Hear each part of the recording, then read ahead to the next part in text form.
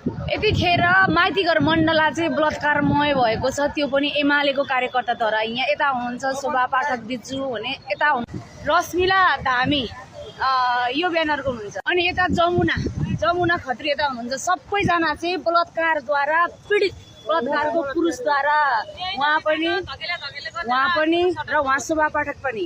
अब म चाहिँ के भन्न चाहन्छु भने यो सडकमा जतिसुकै नारीहरू आएका छन् प्राय जसो चाहिँ अलिकति नाम चलेका र पावर भएका आएका छन्।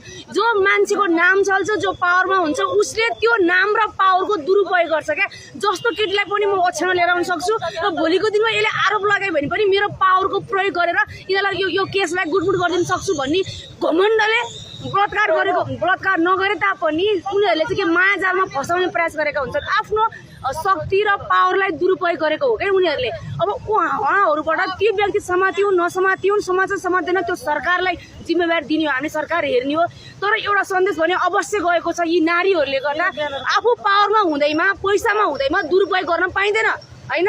हरेक नारीलाई ओछ्यानमा लिएर आएर सम्बन्ध राख्दैमा 2-4 पैसा दिएर या 2-4 पैसा झुलाएर 2-4 पैसा झुलाइदिएर पठाइदिन्छु भन्ने अब मानसिकता हटाउनु पर्यो हैन। सबैजनाले अब चाहिँ आफ्नो शक्ति र पावरको प्रयोग गर्नु भएन, नत्र तिमीहरूको पनि रोडमै आएर यसरी नै भोलिका नारीहरूले पनि तिमीहरूको विचार गर्नेछन् भन्ने सन्देश बुझाओ भन्न चाहन्छु म चाहिँ।